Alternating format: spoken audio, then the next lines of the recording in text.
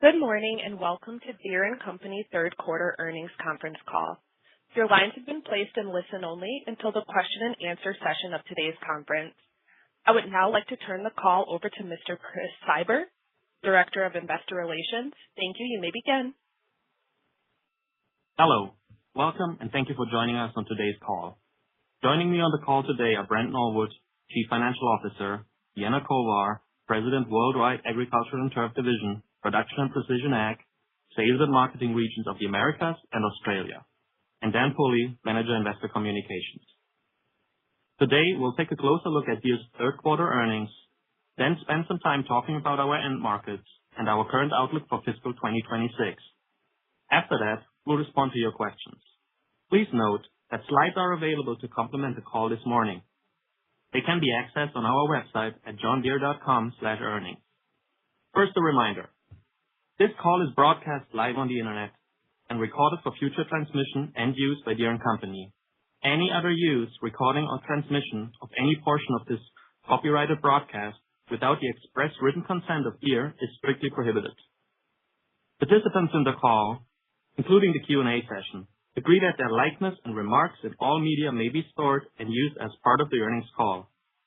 This call includes forward-looking statements concerning the company's plans and projections for the future that are subject to uncertainties, risks, change in circumstances, and other factors that are difficult to predict.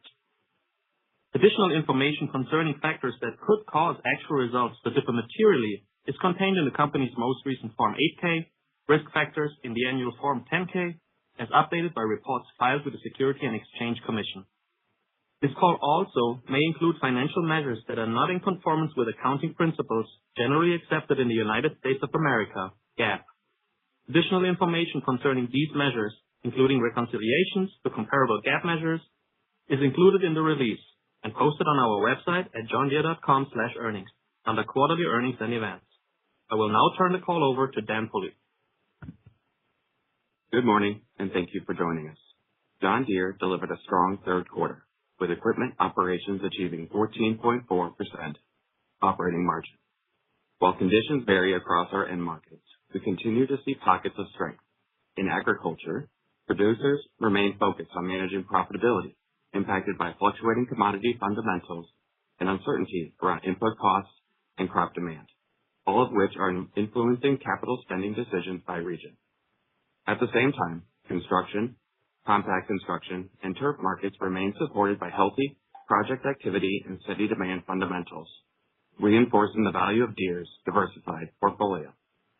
Against this backdrop, Deere's performance continues to underscore the strength of our operating model. Across our factories, warehouses, and offices, teams executed well throughout the quarter, delivering strong performance while maintaining cost discipline. We also made continued progress improving inventory health, positioning Deere, our dealers, and our customers to respond effectively as market conditions evolve. We now begin with slide 3 and our results for the third quarter. Net sales and revenues were up 5% to $12.608 billion, and net sales for the equipment operations were up 6% to $10.999 billion. Net income attributable to Deere & Company for the quarter was $1.379 billion, or $5.10 per diluted share. Diving into our individual business segments, we'll start with Production and Precision Ag on slide 4. Net sales of $3.998 billion were down 6% compared to the third quarter last year, primarily due to lower shipment volumes, partially offset by favorable price realization and currency translation. Price realization was positive by 2.5 points. Currency translation was also positive by slightly over 1.5 points. Operating profit was $527 million, with a 13.2% operating margin for the segment. The year-over-year decrease was primarily due to lower shipment volumes and higher production costs, which were partially offset by favorable price realization and the effects of currency exchange. Next, we'll turn to Small Ag and Turf on slide 5. Net sales were up 12% year-over-year, totaling $3.383 billion in the third quarter due to higher shipment volumes and favorable price realization. The price realization was positive by a little over 1.5 points. Currency translation was negative by roughly 0.5 point. operating profit increased year over year to $622 million, leading to an 18.4% operating margin. The increase was primarily due to higher shipment volumes and sales mix, along with favorable price realization, partially offset by higher production costs. Slide 6 gives our industry outlook for ag and turf markets globally for 2026. In U.S. and Canada, we continue to expect the large ag equipment industry sales to decline 15 to 20% year over year, as farm profitability remains muted and producers navigate elevated input costs, commodity price volatility, and the ongoing uncertainty around agricultural markets. The small ag and turf industry in the U.S. and Canada remains relatively stable, with industry sales expected to be flat to up 5%. Healthy margins within the dairy and livestock sector, coupled with steady demand in residential and commercial mowing, continue to support the outlook. Shifting to Europe, we now expect industry sales to be approximately flat for the year, reflecting softer market conditions and continued pressure on arable farm profitability. Favorable dairy margins continue to support the broader outlook. In South America, elevated production costs and higher interest rates continue to pressure farm economics and impact equipment purchase decisions. We now expect the industry outlook to be down 15 to 20%. Lastly, in Asia, we continue to expect industry sales to remain approximately flat, supported by relatively stable end market conditions across the region, following the modest improvements in India we communicated last quarter. Moving on to our segment forecasts beginning on slide 7. For production and precision ag, we've trended toward the bottom end of our prior guidance range and now expect net sales to be down approximately 10% for the year. This update reflects further industry softening within South America and Europe. The forecast also includes a point of positive price realization for the year, as well as close to 2.5 points of favorable currency translation. Our full year forecast for the segment's operating margin has been narrowed and is now between 11 and 12%. Slide 8 covers our forecast for small ag and turf segment. We continue to expect net sales to be up approximately 15% for the full year. This guide includes 1.5 points of positive price realization, as well as roughly 0.5 point of favorable currency translation. The segment's operating margin guide has been increased to between 14.5% and 15.5%. Shifting now to construction forestry on slide 9. Net sales for the quarter were up 18% year over year to $3.618 billion, a result of higher shipment volumes and favorable price realization. Price realization was positive by 8 points, reflecting year-over-year impact of lapping retail incentive programs from the prior year, combined with favorable pricing in the current year. Currency translation was also positive by roughly 0.5 point. Operating profit of $436 million was up year over year, resulting in a 12.1% operating margin driven by favorable price realization, which was partially offset by higher SA&G and R&D costs. Slide 10 provides an update to our 2026 construction forestry industry outlook. Industry sales for earth-moving equipment in the U.S. and Canada are now expected to be up 5 to 10% for construction equipment and up 5% for compact construction equipment, reflecting strong demand from large-scale infrastructure, data center, and energy-related projects, as well as continued investment in rental fleets to support elevated levels of end market activity. Within global forestry, we now expect the industry to be down 10% for the year, as subdued residential construction activity and softer log and lumber prices continue to weigh on equipment demand, especially in North America. The projection for global road building market remains steady at up approximately 10% for the year, supported by favorable infrastructure spending trends, healthy contractor backlogs, and continued investment in road construction across key regions. Moving on to the construction forestry segment outlook on slide 11. The 2026 net sales forecast remains steady at up approximately 20% for the full year. The guidance for the year now includes 3 points of favorable price realization and approximately 1.5 points of favorable currency translation. The forecast for this segment's operating margin has been tightened to between 10.5% and 11.5% for the year, Transitioning to our financial services operation on slide 12. Worldwide financial services net income attributable to Deere & Company in the third quarter was $219 million. Net income was higher in the quarter due to favorable price financing spreads, partially offset by the impact of lower average portfolio compared to the prior year. For fiscal year 2026, our full year outlook has increased to $870 million. On slide 13, we outline our guidance for net income, effective tax rate, and operating cash flows. For fiscal year 2026, we improved our net income outlook, raising it to a range of $4.75 to $5 billion, reflecting the strong results delivered in the quarter and our confidence in the outlook for the remainder of the year. This guidance continues to reflect an effective tax rate between 24% and 26%. And lastly, cash flow expectations from the equipment operations have also improved to now be in the range of $5 to $5.5 billion. This concludes our formal comments. We'll now shift to a discussion to cover a few topics specific to the quarter. Starting off with Deere's performance in the third quarter. Equipment operations net sales improved 6% year over year, and we saw our equipment operations operating margins come in at 14.4%. Chris, can you provide some additional color on the performance for this quarter? Absolutely, Dan. This quarter's result reflects strong execution across all business segments amid a dynamic market and evolving operating environment. Our factories performed exceptionally well and exceeded expectations on production output, combined with disciplined execution across the business and favorable price realization.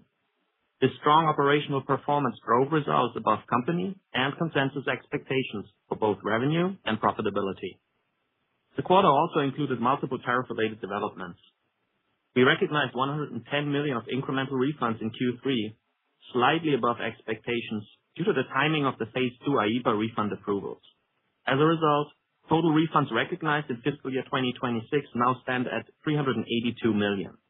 Notably, our current outlook assumes no further refund activity during the balance of the fiscal year. Looking beyond refunds, following the changes to the Section 122, 232, and 301 tariff policies, we now expect direct tariff expense of approximately $1.1 billion for the fiscal year, excluding IEEPA refunds. Overall, the quarter underscores the strength and discipline of our operating model. Strong execution across the business, together with improving tariff dynamics, position us well as we close out 2026. This is Brent. I just had one more point on the outlook. I remain very confident in our team's ability to finish strong for the fiscal year.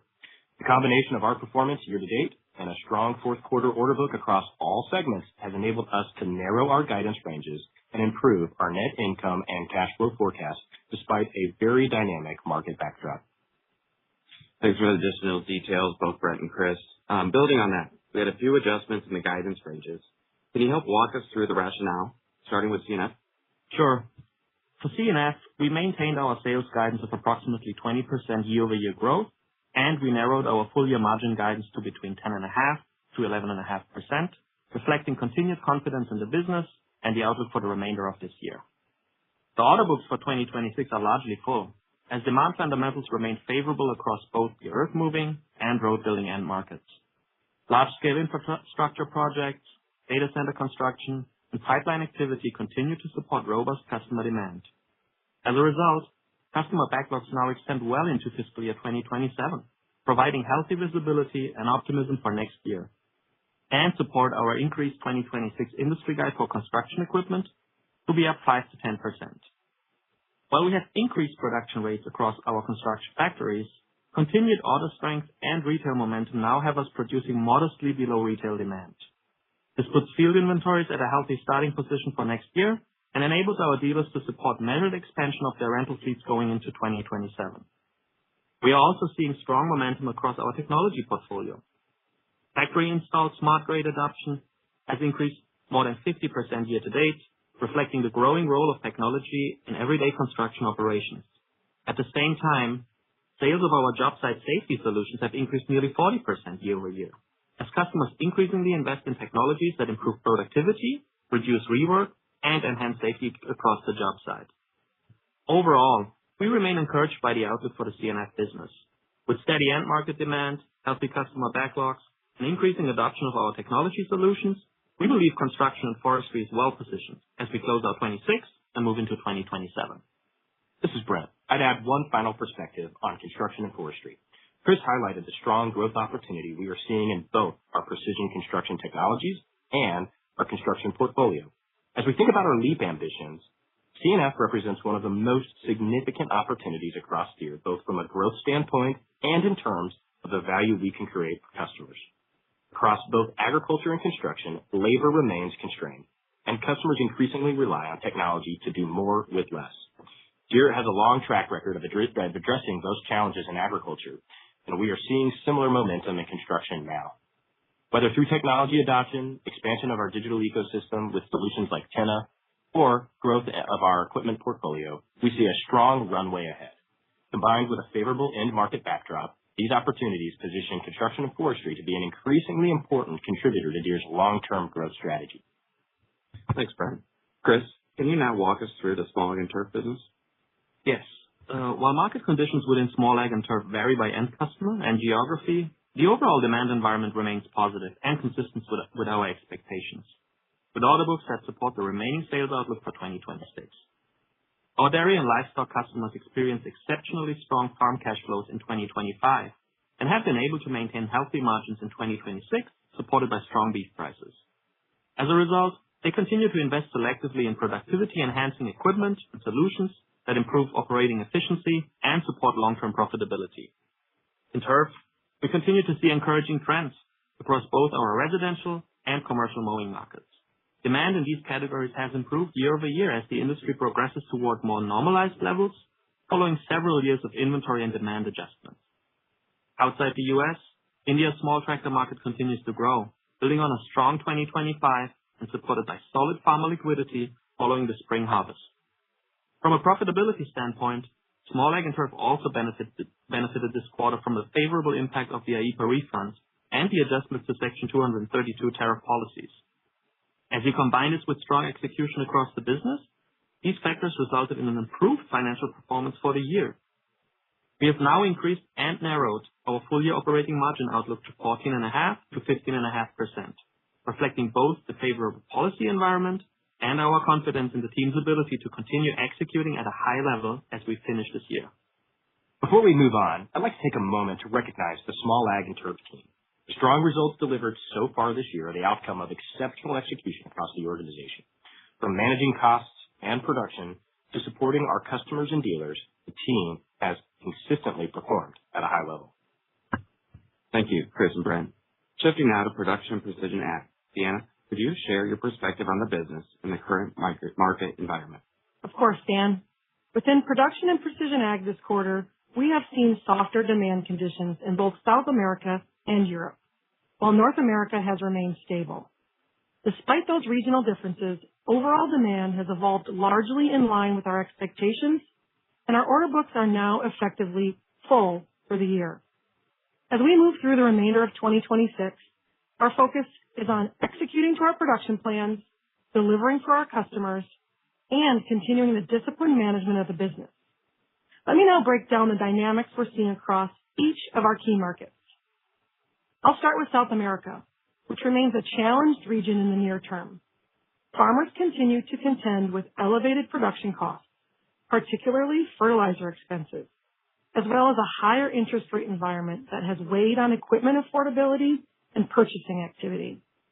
As a result, market conditions remain difficult, impacting retail sales for combines and high horsepower tractors. Since our order books for the fourth quarter are now closed, we have slightly revised our industry outlook to 15% to 20% down for the year. In response, we have proactively adjusted production levels and are modestly underproducing retail demand in the region, positioning both Deere and our dealers with healthy inventory levels as we enter fiscal 2027. Looking ahead, modest improvements in interest rates during the quarter, combined with the Move Agriculture Financing Program, should improve access to capital and help create a more supportive environment for equipment investment as we look ahead to 2027.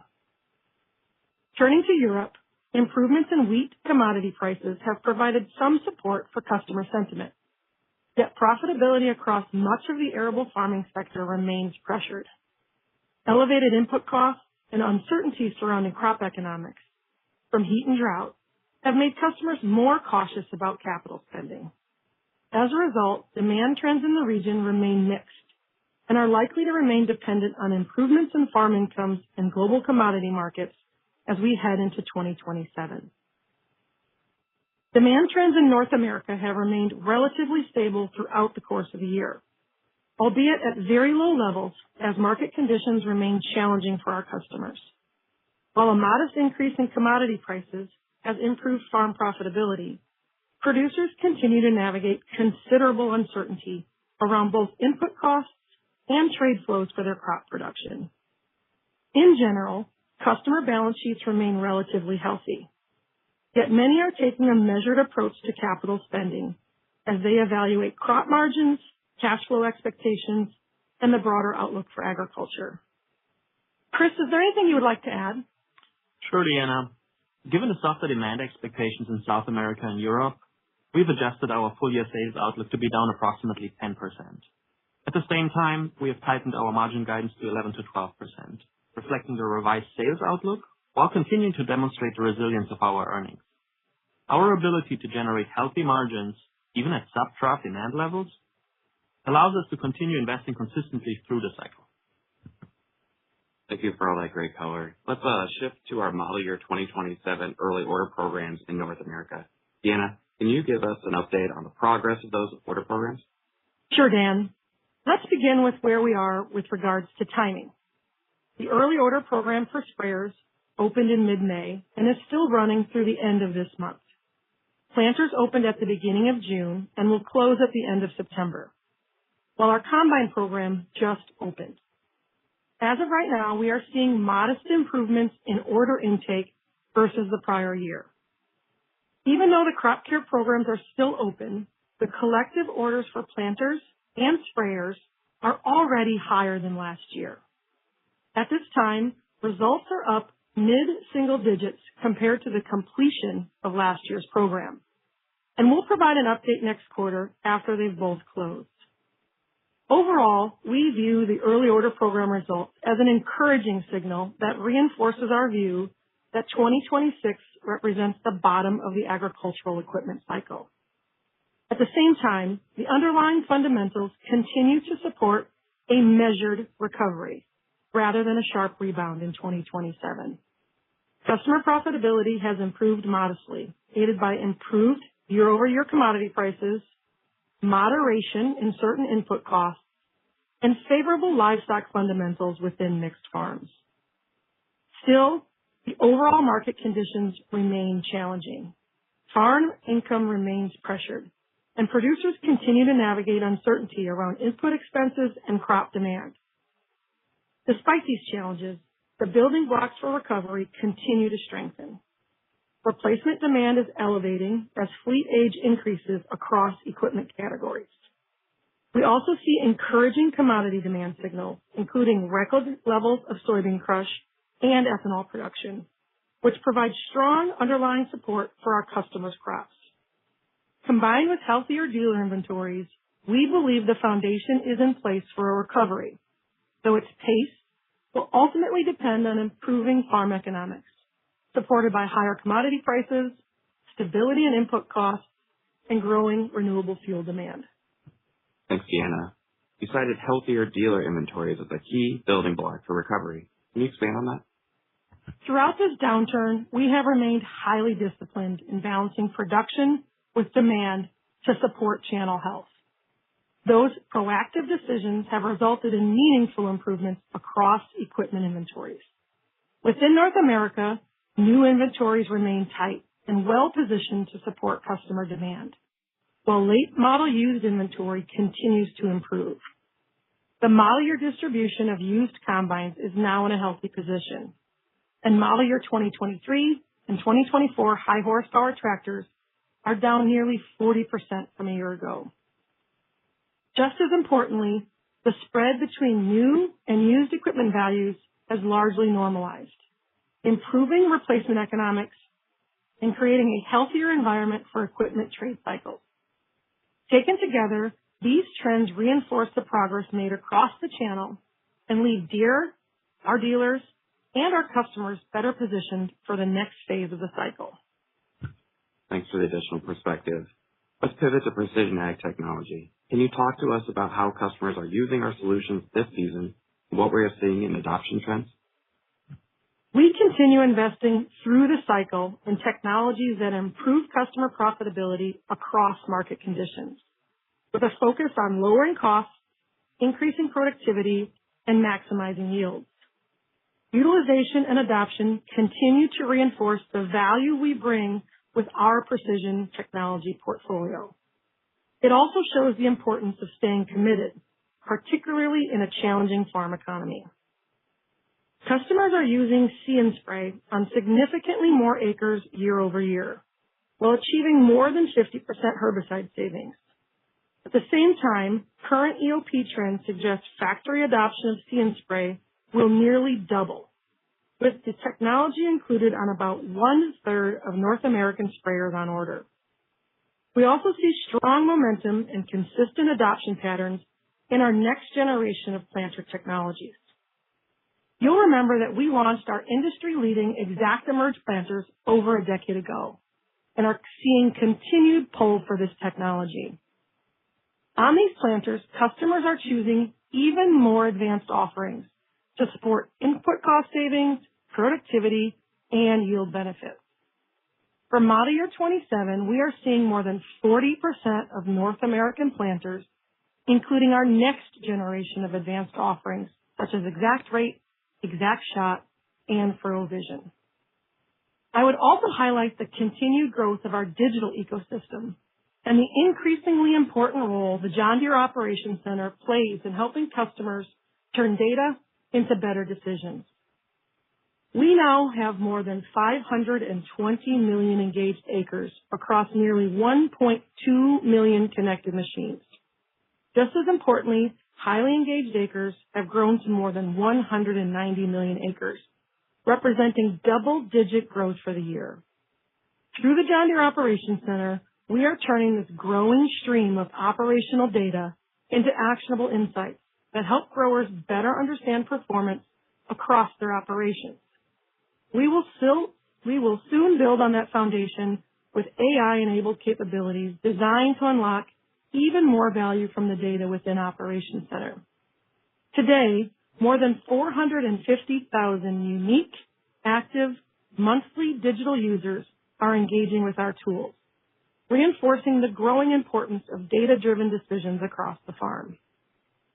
All of this emphasizes our excitement about the value our precision technologies and digital offerings are creating for customers, especially as farm profitability remains under pressure. With seed, fertilizer, and crop protection products representing roughly 70% of a farmer's operating costs, technologies that help optimize those investments play an increasingly critical role. When deployed as an integrated system, our precision agriculture solutions can materially improve farm economics, delivering double-digit savings in variable operating costs and meaningful yield improvement. As input costs rise over time and volatility remains a reality for producers, the opportunity to create value through these technologies will continue to grow as we bring new innovations to market. Thanks, Deanna. Brent, before we open the line for questions, would you share a few closing thoughts? Yeah, thanks, Dan. As we wrap up, I want to take a step back and highlight where we are today, how the business is positioned, and why we remain confident in the opportunities ahead. As we discussed, the agricultural environment remains challenging, but we continue to believe that 2026 represents the bottom of the ag equipment cycle. While the recovery is likely to be measured and as expected to vary by region, the underlying trends are moving in the right direction. I also want to recognize the proactive and disciplined actions taken by our employees and our dealers throughout this downturn. Of particular note are the actions taken around inventory management. Those actions have strengthened channel health and better positioned Deere, our dealers, and our customers for the recovery ahead. At the same time, the benefits of Deere's diversified portfolio remain clear. While production and precision agriculture has managed effectively through the trough of the cycle, our construction and forestry business and our small ag and turf business continue to demonstrate strong performance and profitability. That diversification, together with disciplined execution, has enabled Deere to deliver resilient earnings and improve our full-year net income and cash flow outlook. Furthermore, our performance has enabled us to maintain industry-leading investment through the cycle in solutions that help our customers do more with less. As we look ahead to 2027, Deere is well positioned as it enters the next phase of the cycle. We'll start the year with healthy inventory channels, a differentiated portfolio, and a resilient business model. Most importantly, our team's focus on creating value for customers remains at the center of everything we do and will continue to support long-term success for all stakeholders. Thanks, Brent. We will now open the line for analyst questions. Now we are ready to begin the Q&A portion of the call. The operator will instruct you on the polling procedure. In consideration of others and to allow more of you to participate in the call, please limit yourself to one question. If you have additional questions, we ask that you rejoin the queue. Thank you. If you would like to ask a question, please press star 1. If you need to withdraw, press star 2. Our first question comes from Jamie Cook from Truist Securities. Your line is open. Hi, good morning, and congrats on a nice quarter. I guess just my first question, just on the setup for 2027, how are we thinking about production versus retail by region? And then just with regards to the early order program up mid-single digit, can you just talk about what the pricing expectations are, just in 2027, just given concerns about inflationary costs over the past several years on farm equipment? Thank you. Hey, Jamie, this is Chris. Thanks for the question. Maybe I start first, with the production to retail type environment. I mean, you heard us talk about specifically for PPA now and for construction and forestry, modest underproduction this year.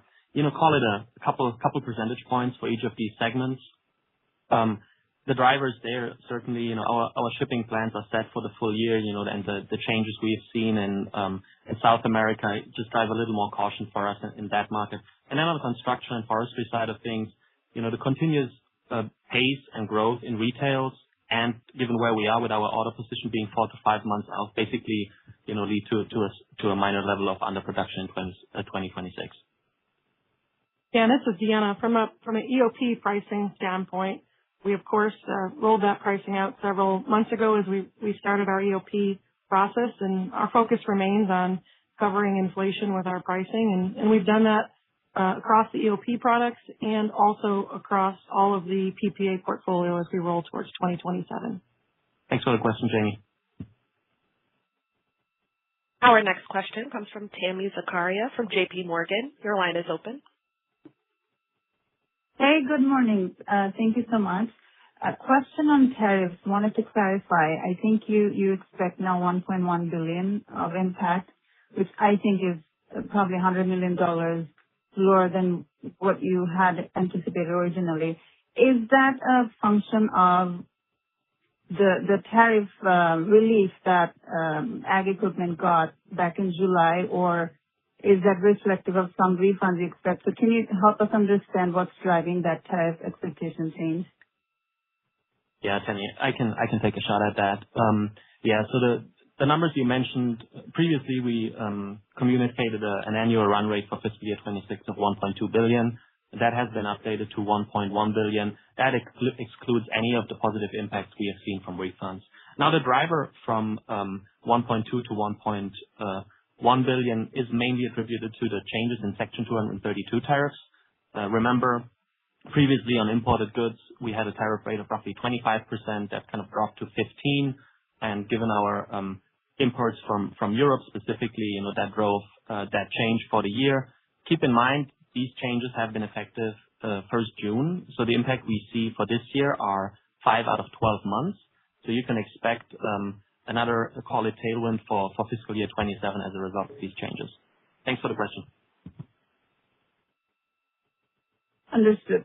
Thank you. And my second question is on your expectation for the excavator launch. I know it was going to launch, but could you give us some updates on how that's trending and what you're seeing in terms of when the broader adoption would happen? Hey, Tami, this is Brent.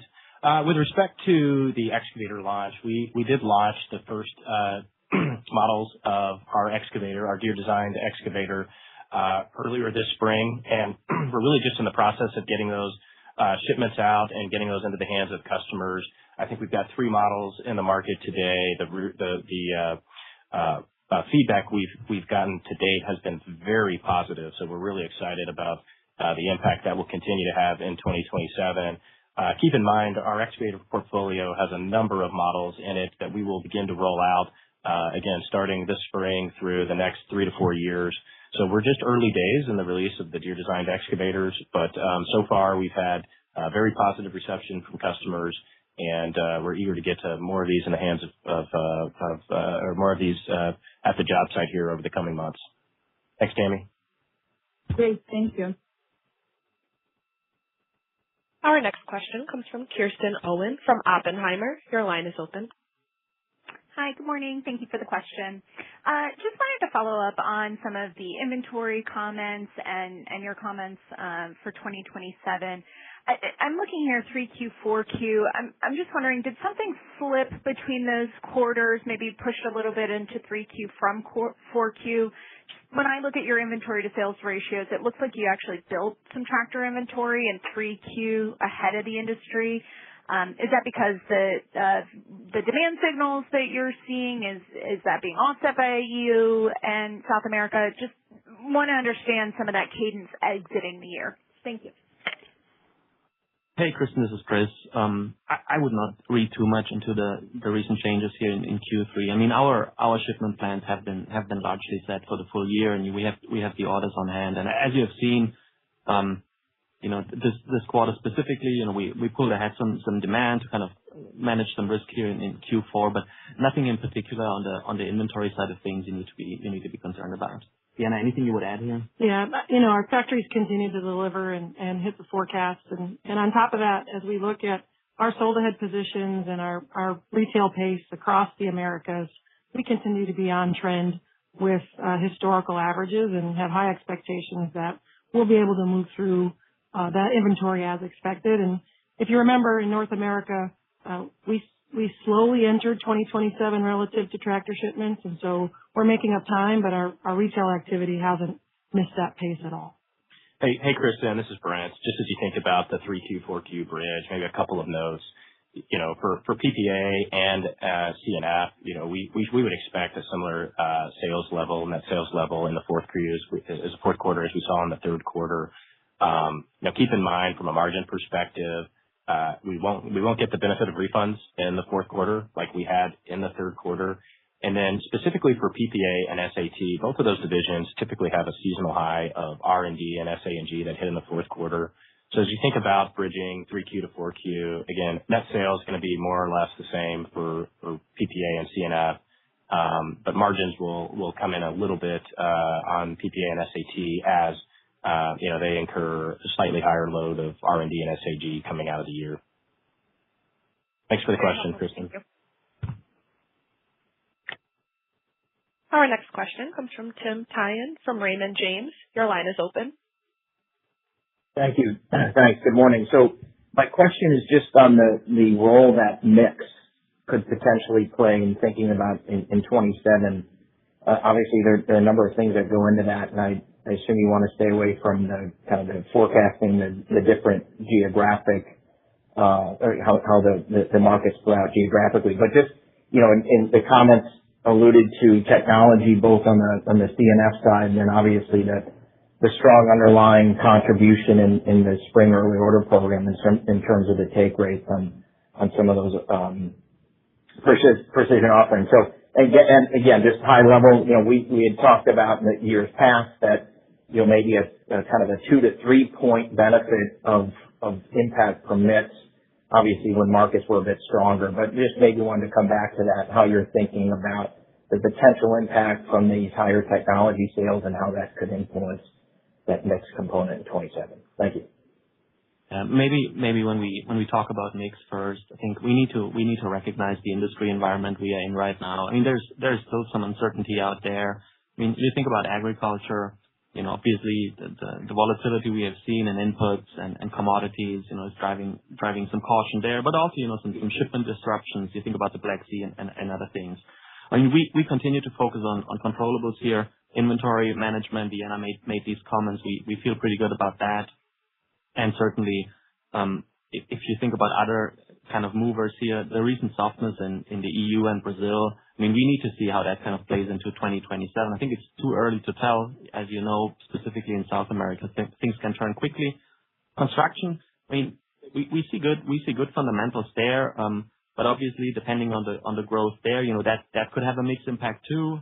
The EOP signals we see, not only the tech adoption there, but also kind of where they sit right now, and depending on how they wrap up, I mean, that'll drive some mix. Will we see some more than a modest recovery here, yes or no, and what will combines do later this year? So I think it's too early to tell, but certainly encouraged by the signals we are seeing right now. Thanks, Tim. Our next question comes from Jerry Revich from Wells Fargo. Your line is open. Yes, hi. Good morning, everyone. I'm wondering if you would just unpack the comments on the early order program.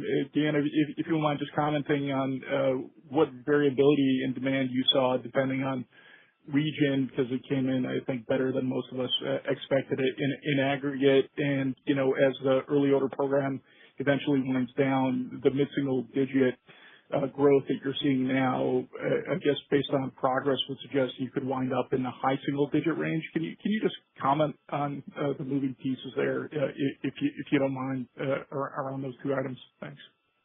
Yeah, thanks, Jerry. Appreciate the question. And I think dynamic is certainly part of this, as we're still in the middle of these early order programs with, a couple weeks to go on our sprayer early order program, and then a little bit longer on our planter EOP. I would say, as we look regionally, the U.S. is trending slightly better than Canada, but remember, in these products, especially planters, Canada is a very limited part of our portfolio. So we continue to see solid expectations from our customers that they want the latest and greatest technologies in planting and spraying. And I think some of the best signals that we're seeing is, of course, an increase. We're talking mid-single digit, and time will tell whether that turns even more positive as we close out the EOP.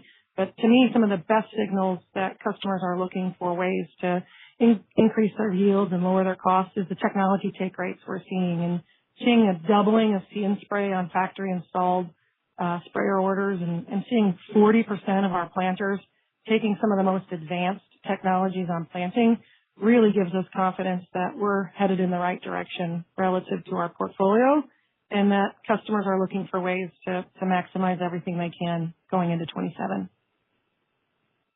Thanks for the question, Jerry. Our next question comes from David Raso from Evercore ISI. Your line is open. Hi, thank you. I'm curious on the EOP programs. Given the books have been open for a little while, especially sprayers and then planters open up not too long afterwards, the cadence of the orders being up mid-single digit, I'm just curious, was there anything you can note around, has it been maybe some of the recent improvement in grain prices? Was it maybe decisions people were making on technology that the orders were actually up, a month and a half ago? Just curious what you're seeing on that cadence. Yeah, thanks, David. From a cadence perspective, I wouldn't read much into it. I think we've seen as expected cadence. We've made some tweaks to our early order program this year to give dealers more choice as they go through, and they've come through as expected. I think, again, we're pleasantly surprised with the technology take rates, and of course, we're hopeful that the mid-single digit increase extends well into the year. Thank you. Our next question comes from Rob Wertheimer from Melius Research. Your line is open. Thank you. I had two, and I'll just ask them both at once. Any comments on the A-Series tractor orders? Is that kind of following in line with early order programs, trending a little bit better, especially in North America? And then, Deanna, I'm not really sure how to think about Europe. The farmer economy is experiencing lots of heat stress and input cost stress. Lots of different things. In North America, it seems like if you get, a commodity price response, that outweighs everything. Europe's a bit more diverse. So I wonder if you could comment on anything you can on, whether crop prices are starting to reflect some of the stress they're feeling, whether you expect, Europe to react similarly to the U.S. if we do get a crop price response. Thank you. Yeah, thanks for the question, Rob. I would say if we kind of quickly walk around, some of the geographies, and starting with your questions, on ADAR, I would say, ADAR orders right now are as expected. Keep in mind, we have orders kind of being 4 to 5 months out. Our model year 26 shipment schedule is basically closed. So we're kind of collecting orders here for the first quarter. I think we are encouraged, by the recent changes and development in commodity prices specifically. I mean, if you look today, we're talking corn futures about 505, which is definitely, call it a good signal for a lot of these growers out there. In other geographies, you touched on, Europe a little bit and Brazil. In Brazil, we typically take a 3-month order book kind of to manage the volatility in that market. So we have orders for fourth quarter on hand, and you've seen us change our industry guide given the circumstances we see there. But I think it's too early to tell for how we kind of enter 2027. Certainly, the MOVE financing program Deanna mentioned, at single-digit financing rates. Hopefully that drives some momentum here as we enter 2027. I think in Europe, it's a little bit of a mixed picture. That region has a solid small ag and turf, but also PPA exposure. Certainly arable farmers are a little more challenged right now, and small ag and turf producers still benefiting from dairy and livestock cash flows, which are relatively strong and stable. So more to come on that front. But I would say overall order pace is currently as expected, and we haven't seen kind of a step up here in the last 1 or 2 days or so. Thanks for the question, Rob. Our next question comes from Steve Volkmann from Jefferies. Your line is open. Great. Good morning, guys. Maybe switching back over to C&F. I'm curious, you sort of put some bookend numbers around the early order program on ag. Any sense of sort of how the C&F programs are shaping up? And if you can just add in any more granularity about how much of that you think is kind of dealer rental fleet loading and sort of the outlook for that theme. Thank you. Hey, Steve, this is Chris. For construction and forestry, order trends have been very positive. We have about 4 to 5 months of orders on hand, which is quite frankly a little more than we would want to have. Typically, talk about 2 to 3 months. But yeah, industry has been growing, retailers have been growing, and that basically supported our order bank here positively. I would say if we think about the drivers, certainly large infrastructure projects and data center starts and, our participation in the independent rental channel as well, since we kind of work with these players in there, but also the opportunity we have on dealer-owned rental fleet. I think that's all driving momentum. As we enter 27, keep in mind I talked about that setup for the underproduction. So that'll give us a little bit of an opportunity as well. So I think we feel good about, the current situation here in C&F. Super. Thank you. Our next question comes from Steve Fisher from UBS. Your line is open. Oh, great. Thanks. Congrats on the good execution in a challenging environment. Just maybe to clarify the tariff dynamics, you mentioned there's still some benefit from 232 to come in 2027 because there's only really kind of a half year of benefit this year, and it sounds like you have no other refunds embedded in Q4. So really just trying to think about when all is said and done, and comparing 26 to 27, is that roughly $800 million net impact that you have this year?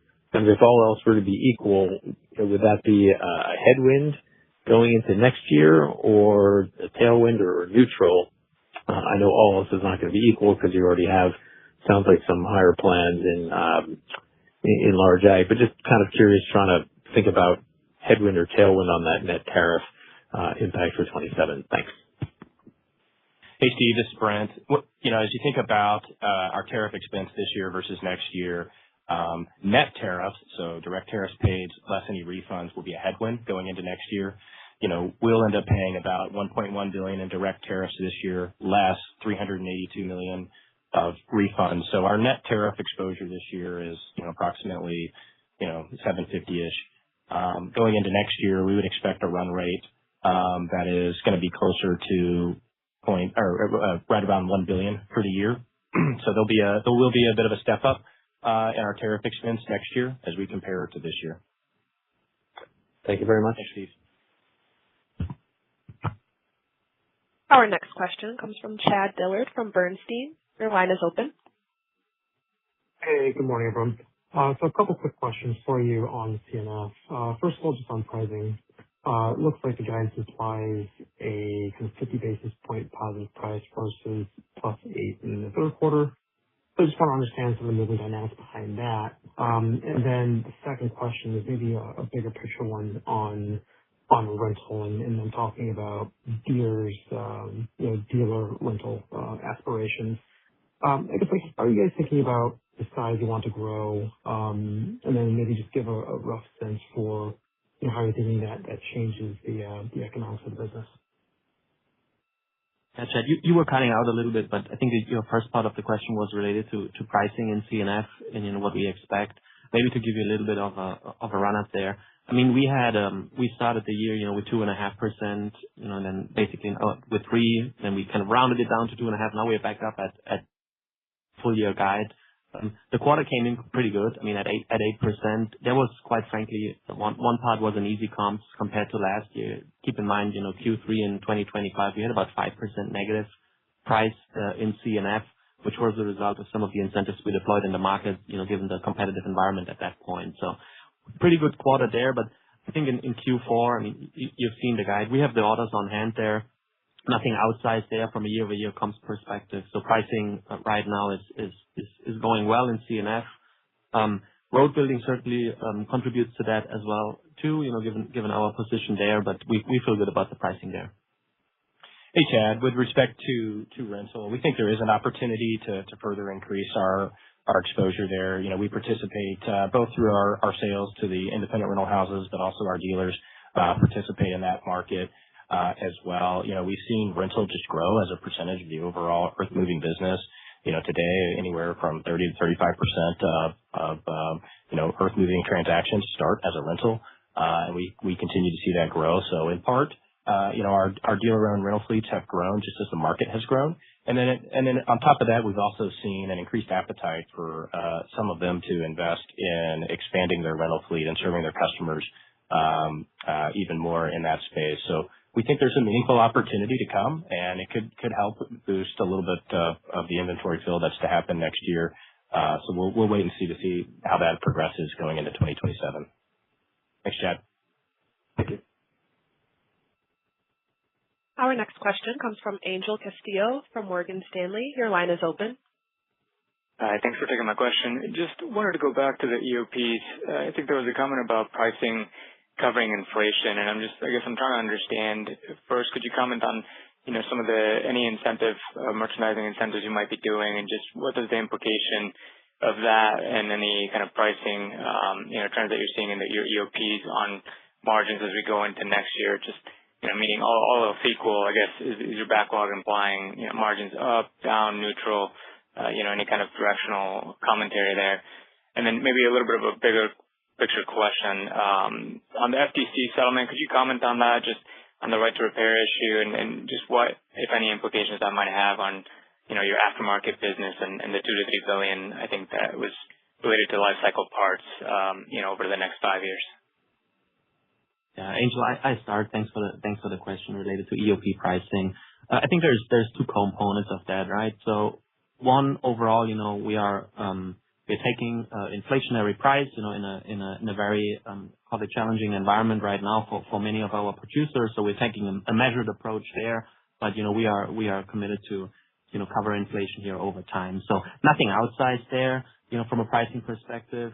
Keep in mind, we have several points in time in the year where we take pricing, whether it's a tractor order book, whether it's our combine EOP. But it's a composition of a few different decision points during the year. Now, the inflationary environment, I think I don't need to tell you that it's dynamic right now. You think about oil prices, how they move and what that means, and also from a tariff perspective, suppliers experiencing tariffs too. They pass that on to us and negotiate with us around these.